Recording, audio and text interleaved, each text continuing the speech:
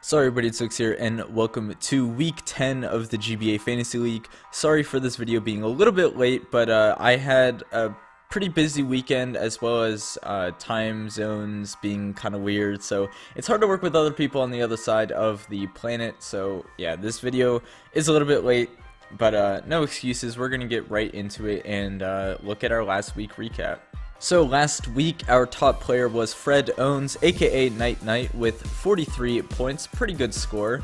Our all-star pick was offensive Garchomp, scoring 25 points. We saw that big sweep from the San Francisco Arcaniners. Very impressive sweep there.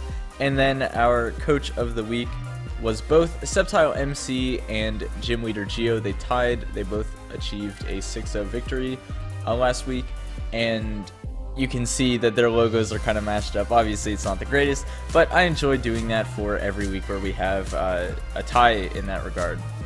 Taking a look at the GBA Fan document made by Dallas Staryu, you can find a link to this down below in the description. Looking at our Week 9 tab, you can see over here we have our coaches. So depending on which coach you picked last week, this is how many points you would get. This is their differential, and obviously if they were the highest, they get a added 3 points. Our all-star, as said before, was Garchomp.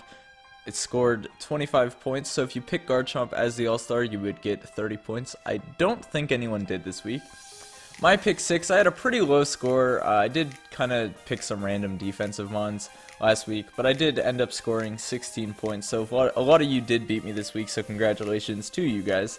Looking at our offensive and defensive rankings, our top 3, we have a little bit of a tie here. So Garchomp is obviously at the top, and then we also have Conkeldurr and Diggersby both scoring 17 points. And then looking over at our defensive mons, kind of a low scoring week over on the defensive side. We have Decidueye with 13, Celebi with 9, and Cloyster also with 9. And right below we have Serena with 9. Figured I'd include it as it did tie the other two above. But yeah, let's scroll down through so you can see all of the other points that each mon scored this week, and then we will move over to the actual points that you guys got. Alright, so taking a look at our player sheet, player rankings, this can be found on the fantasy sheet, also linked down below in the description under the Week 9 tab. As said before, Fred Owens was our top player last week, and if you scroll all the way to the right, you can find our total points. Remember, you'll be able to do this for yourself over on the fantasy sheet linked below. Just use Control F to find your username, or Command F if you are on a Mac. Next up, we have our You Pick 6 section. Remember, if you want to play along for week 10, make sure to fill out the form linked below in the description with your picks. These are going to be my picks for this week. Remember, you don't have to follow them. You can make your own, but if you do want some guidance, or maybe you're unsure about a few ones, you can look to mine and maybe make some comparisons or get some ideas from it. So my first offensive pick, I have Shaman Landform from the Alola Athletic. I really like it this week as they're going up against the Utah Jasmine, and the Utah Jasmine, they do have a couple grass resists, but they are limited. If Callum is able to wear down those grass resists with either some stealth rocks or some other offensive attacks, then this Shaman is pretty much free to click Seed Flare, and it's putting in work. If Powdon doesn't like to take a Seed Flare, Lantern doesn't like to take a Seed Flare, and many others. Shaman also gets some nice coverage moves that may come in handy during the battle. Next up, I have Jolteon from the New Orleans Pelipers. The New Orleans Pelipers and John go up against Geo and the San Francisco Gigantes for week 10, and I like Jolteon as a pick just because we've always seen in the past that the Gigantes don't have the most solid electric switch-ins. They definitely do have some specially defensive mons with things like the Umbreon, the Bronzong, and they can take hits from the Jolteon, but if those mons get worn down, Jolteon is just able to click Volt Switch pretty freely most of the battle. I believe they only have 1 electric immunity. I could be wrong, and maybe 2 if the Jolteon is running Volt Absorb and the Ditto comes in on the Jolteon, but I imagine that John is probably going to run the Quick Feet because there is the Ditto, and this Jolteon just kind of gets the Quick Volt Switch for the majority of the match, which is obviously Very useful for John. He can use it to get momentum, whether it's offensive or defensive, so that is always a plus side, and I imagine that this thing will be able to pick off some kills if it's played properly.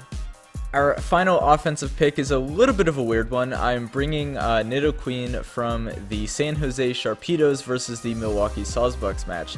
Now the reason for this is the Sawsbucks don't have the greatest response to a ground type, especially a somewhat offensive one, and Nidoqueen is definitely able to do damage, whether it's either Earthquake or Earth Power coming off of its offensive stats. Now, it's not the most offensive mon in the world, but if Tom decides to run it offensively this week, I imagine it can pick up some clutch kills.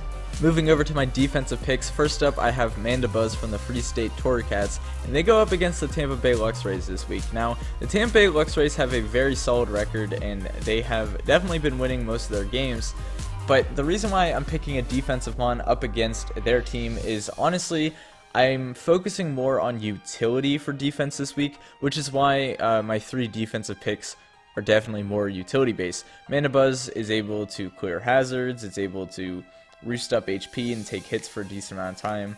It can throw up some statuses, so I do like it as more of a utility mon, and typically we've seen in the past that utility mons are able to rack up a fair amount of defensive points as well. Mandibuzz also has a fair amount of resistances, so I imagine if it even gets brought versus the Luxrays, it'll be able to put in some defensive or utility work. Next up, I have Fortress from the Philadelphia Scizors. They go up against the Pittsburgh Paratatas. As I said before, I'm definitely focusing a bit more on utility this week, and we've always seen Fortress as a solid utility mon, whether it's setting up hazards, clearing hazards, taking hits with its natural bulk and its strong typing, with the Steel Bug only being weak to fire and having quite a lot of resistances under its belt. I definitely think that this thing is going to be able to sit on the field when needed, set up hazards when needed, and maybe get out of there with some Volt Switch or hit some pretty hard hitting either Gyro Balls or some Earthquakes. My final pick is going to be the Empoleon coming from the San Diego Chimchargers. Now, I definitely like Empoleon as not only a utility mon this week, but also a bit of a defensive mon, because in the weeks that Empoleon gets brought, we typically see it do pretty well defensively, whether it's taking some resisted hits with its natural bulk of Water Steel, or setting up hazards, clearing hazards, giving statuses off. This thing is a great defensive pick. I really like it. It only has, I believe, 3 weaknesses, being Electric, Fighting, and Ground, which are all relatively common offensive typings, but Empoleon is typically able to take one of those hits, racking up even more super effective damage, which is always great for a defensive pick as it gives them more and more points. Alright, so that is going to be it for this episode. Make sure to fill out the form down below if you'd like to play for week 10. Make sure to also stay connected, follow us on Twitter, join the fan Discord, check out the coach links below. All that stuff is linked for your ease of clicking, and you guys know the drill. Most of you are here every week, but yeah, just check everything out, and I will see you guys next time. Okay, thanks, bye.